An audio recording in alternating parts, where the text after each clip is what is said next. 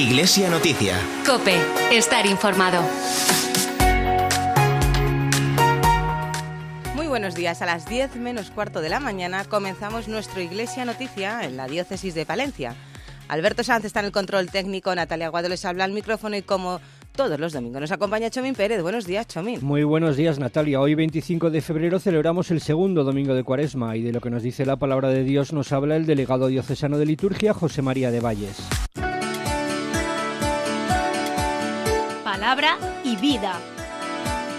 Buenos días, José María. Buen domingo, Natalia. Buenos días a todos los que nos escuchan. Segundo domingo de este tiempo de Cuaresma, en el que el evangelista San Marcos nos acerca el texto del Evangelio de la transfiguración del Señor. Y al final, este texto podemos un poco caer en la tentación de hablar de las vestiduras blancas, de eso un poco mágico, pero realmente la transfiguración del Señor tiene otra esencia, otro matiz, otra carencia, esa luz que transmite, esa luz que irradia, una luz que quizá nosotros también debiéramos como cristianos irradiar a los demás. Sí, en esa idea había preparado un poco el comentario, no solamente ese escenario que a veces parece bonito, maravilloso de la montaña, con las luces, irnos a lo más esencial. Y había elegido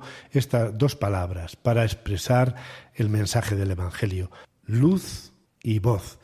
Y en esa primera palabra es la que vamos a comentar. Cómo Jesús se hace luz, deja que sus discípulos vean su interior lleno de claridad y realmente esa luz sea lo que ilumine su vida. Ya lo había dicho San Juan, lo leímos en la Navidad, que la luz brilló en las tinieblas. Y esa es la imagen profunda de este Evangelio. Descubramos que Dios es la luz que va a iluminar nuestro mundo. Y a los apóstoles les iluminó para entender luego la vida de Él. Y ese sería también hoy el compromiso para todos nosotros. Llenarnos de luz, de la luz de Cristo, que hagamos brillar para iluminar las tinieblas en las que vivimos. Y menciona también la voz de Dios, pero en el contexto de los judíos, si nos vamos un poco a su época, quien escuchaba un poco la voz de Dios era un poco hasta aquí he llegado. Sí, evidentemente el texto o el contexto es que seguramente que los apóstoles se sorprendieron y se asustaron al oír esa voz. A veces, diríamos, se identifica con un trueno, un sonido que espanta, ¿no? Y la razón es que el judío, sabía que el que escuchaba la voz de Dios se moría. Pero realmente este acontecimiento nos va a dar pie como Pedro, Santiago y Juan, al escuchar la voz de Dios, realmente van a entender ahora que cuando hable la palabra de Jesús es también voz de Dios. Van a acogerla y aceptarla y ya pueden escucharla ellos solos, sin miedo. Y esto realmente es el mensaje hoy del Evangelio. Este es mi Hijo amado, escuchadlo. ¿Y nosotros dónde escuchamos la voz de Dios? ¿En la Eucaristía? ¿En la palabra? ¿Con quién escuchamos a Jesús? ¿Escuchamos a Dios? Esa es la pregunta inicial. Sí, qué bien que lo digas así, porque a veces uno tiene miedo de oír a Dios y quisiéramos que no nos hablara, por si acaso nos pone en problemas o dificultades. Y realmente, como dices, qué bueno sería que repasáramos en nuestra vida dónde vamos a oír la voz de Dios, cuando escuchamos la palabra de Dios. Y algo que es muy importante, ¿con quién lo hacemos? Porque eso realmente va a dar un valor, diríamos, exponencial a ese valor que damos a acoger en nosotros la palabra de Dios. Los apóstoles lo hicieron y ahí prepararon de alguna manera ese camino hacia Jerusalén que van a hacer y que nosotros también hacemos a lo largo de la Cuaresma hasta la Pascua. Dios me habla, Dios quiere seguir siendo para nosotros ese interlocutor que quiere entrar en diálogo. Está en nosotros que le escuchemos. Será bueno que esta semana hagamos ese esfuerzo de escuchar la palabra de Dios. Pues muchísimas gracias, José María, que disfrute de un feliz domingo y muy buena semana. Igualmente para todos los que nos oyen, feliz domingo.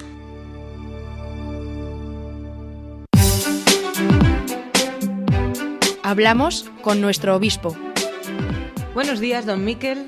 Buenos días, Natalia, Chomín, oyentes. El fin de semana pasado y esta semana no ha parado.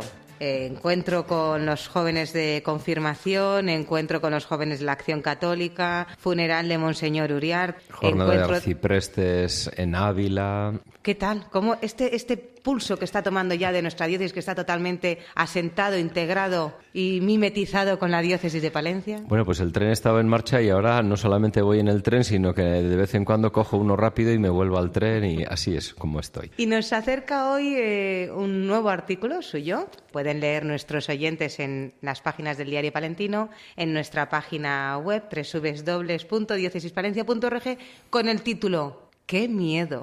Así es. ¿A qué tenemos miedo, don Miquel? El que me dio la idea fue de los jóvenes, porque los de Acción Católica estaban trabajando esa cuestión el fin de semana. Y yo también, hicimos una especie de juego de preguntas-respuestas, así como los de confirmación me hacían preguntas, ahí cambiamos un poco la dinámica y ellos me hacían preguntas y yo se las hacía. Y el artículo nace de ahí, porque les pregunté a los jóvenes a qué tienen miedo y ese es el arranque de lo que me ha inspirado. ¿Y qué le dijeron los jóvenes? Pues aparte de que me dejaron asombrado por la sensatez y el sentido común y la pasión con la que hablaban, pues los dos grandes miedos son la pérdida de seres queridos, obviamente. De hecho, había algunos que habían pasado por el trauma, ¿no? De estar en el arranque de la vida y perder padre, perder madre. Eso es algo que impresiona mucho a los chavales. Pero luego me llamó poderosamente la atención la otra gran causa que varios grupos destacaron, que era no cumplir las expectativas que hacen de nosotros. ¿Cómo presiona eso, verdad? Presiona muchísimo y claro, yo me di cuenta de que eso supone que ellos viven una sociedad muy, muy extraña, ¿no? Porque por una parte parece que culturalmente todo es gratis y todo se nos da y todo es fácil, pero luego nuestros jóvenes tienen una terrible presión social, estudios, trabajo, que nosotros los mayores no sé si consciente o inconscientemente les inyectamos. En su artículo destaca que estamos en el segundo domingo de Cuaresma, habla de el evangelista San Marcos, como relata ese momento de la subida al monte Tabor y como Pedro también cuando Jesús le dice tengo que padecer mucho, Pedro le dice, ¿pero qué estás diciendo? No puede ser. Hacemos muchas veces también nosotros de Pedro, ¿verdad? Sí, Pedro se asusta y como uno con el miedo pierde todos los controles, pues Pedro le lleva aparte al Señor y le recrimina, le echa una buena reprimenda. Eso viene del miedo. ¿Cómo poder combatir el miedo? Que todos sentimos, usted hablaba de los jóvenes, un poco los miedos que a lo mejor tienen, pero el miedo no tiene edad. El miedo tendría un remedio y un antídoto perfecto y luego tiene dos calmantes y dos cosas que lo amortiguan, ¿no? El antídoto, y es lo que hablamos con los chavales, es el amor. Y yo pienso que el Evangelio va de eso. Jesús ha venido al mundo a quitarnos el miedo y eso solamente se quita cuando Él nos asegura que por amor Él va a estar siempre con nosotros. Y luego los dos calmantes del miedo, las dos cosas que lo amortiguan, son muy humanas, que son la ternura, por una parte, y el humor por otro, que es lo que le quita al drama de la vida pues cierta carga dramática. Pero yo pienso que, y estoy convencido, que el miedo solamente se va cuando nos sabemos realmente amados y aceptados. Y usted en su artículo destaca un hecho muy personal que a mí me ha llamado la atención y que agradezco porque siempre además también queremos descubrir la faceta más personal de nuestro obispo. Y habla cuando su madre estaba enferma, falleció en septiembre y en una de las visitas con la cardióloga le dice pues lo complicado que lo tiene su madre. Sí, te quedan pocos días, Julia, le dijo literalmente así. Y mi madre pues con toda calma dijo, ya lo sé. Y ella, bueno, ¿y cómo estás? Y es lo que yo cuento en el artículo, ¿no? Ella pues le mostró sus manos y le dijo, ¿ya ves estas manos? Pues las vuelvo llenas a casa del Padre. Entonces ahí para nosotros también fue una preciosa lección de confianza, porque era algo que ahí no se finge, sino que eso brota de lo más profundo. Qué dimensión, qué gusto. Gracias por compartirlo. Muy bien. Y gracias, don Miquel, por su artículo Qué miedo, que sepamos utilizar ese antídoto, ¿verdad? Y esos calmantes, pues para superar las adversidades, las dificultades y las presiones que podamos todos sentir en un momento dado de nuestra vida. Sí, esa es la idea. El regalo que hemos recibido hay que compartirlo. Gracias, don Miquel. Feliz domingo y muy buena semana. Adiós. La La brújula familiar. Desde el Centro de Orientación Familiar de la Diócesis, hoy Miguel Ruiz nos invita a recuperar la castidad. Vivimos en un contexto de banalización del sexo. En las redes sociales y en la televisión encontramos abundantes testimonios de personas que sin ningún tipo de pudor comparten de manera explícita sus diferentes hazañas sexuales. El filósofo coreano Han afirma que vivimos en una sociedad pornográfica. Desnudamos nuestra intimidad ante un sinfín de personas desconocidas, desdibujándose el espacio de la privacidad y el pudor. En este contexto, recuperar el valor de la castidad es un ejercicio contracultural pero completamente necesario. La Iglesia siempre ha promovido la castidad como un valor importante en todos los estados de vida. Sin embargo, la castidad ha sido frecuentemente mal entendida y rechazada. La castidad se ha usado como sinónimo de abstinencia, algo incompatible con la vida matrimonial, en la que, como afirma Amoris Laetitia, las relaciones sexuales son un cauce de comunicación íntima y expresión de amor. Es cierto que la castidad incluye un sano autodominio, que nos protege frente a una deriva de promiscuidad, pero la castidad va más allá, implica una educación de la mirada.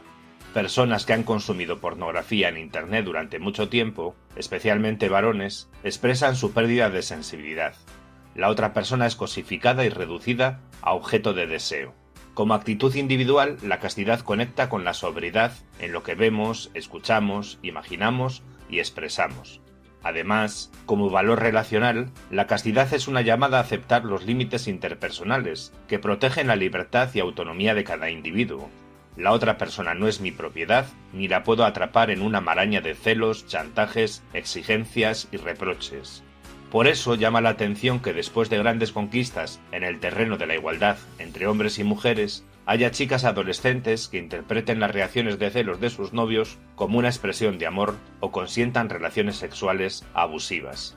Los adultos tenemos que hacer un esfuerzo renovado en educar en la castidad como sinónimo de respeto. Respeto a la integridad física y mental de uno mismo y de la otra persona. Respeto a la intimidad y derecho al honor. Respeto a la libertad y autonomía personal. Iglesia Noticia. COPE. Estar informado. No voy a ningún lugar. Yo no voy si tú no vas conmigo. ¿Por qué no? Pues con esta tierra prometida de Quique Pavón llegamos al final de esta Iglesia Noticia, pero les recordamos que en este camino, en este itinerario que estamos en el segundo domingo de Cuaresma, la diócesis nos invita a abrir los brazos para acoger realidades transfiguradas, a estar atentos a las realidades que se renuevan, para alentarlas y hacerlas poco a poco avanzar. Hoy domingo, dentro de un rato, a las 12:30, el compositor palentino Óscar Martín Leoniz Barrutia presentará en la iglesia de San Agustín el Requiem por las víctimas del COVID, que estrenó el año pasado en la Catedral de la Almudena. Será interpretado por el coro I Thirst. Y el próximo miércoles a las 8 menos cuarto en el Monasterio de la Piedad de las Monjas Dominicas, cita con ayuda a la Iglesia necesitada en la segunda noche de los testigos, presidida por nuestro obispo. Contará con el testimonio del padre Kenneth, sacerdote de Nigeria, y con la veneración del cáliz de Quacarox de Irak. Y el jueves a las 7:30 en la Casa de la Iglesia dará comienzo el curso de animación y liderazgo. En esta primera sesión, Jesús Martínez Gordo, sacerdote diocesano de Bilbao, teólogo y profesor de la Facultad de Teología de Vitoria, nos hablará del contexto eclesial y pastoral actual, el porqué de la animación y el liderazgo. Que disfrutemos de un feliz domingo, muy buena semana y gracias, Chomi. Buena semana.